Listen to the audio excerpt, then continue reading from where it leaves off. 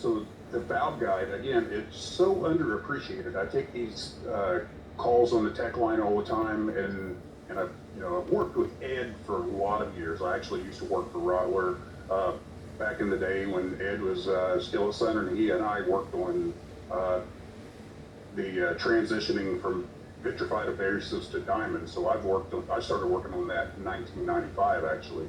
But anyway, I digress. So the valve guide, you cannot produce accurate valve speeds if you do not have an accurate guide.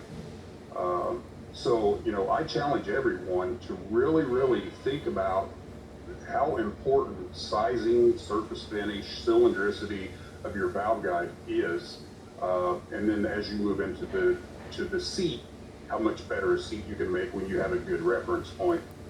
Some of the challenges that we have today, and it was mentioned about that Coyote, is the various different powdered metal products.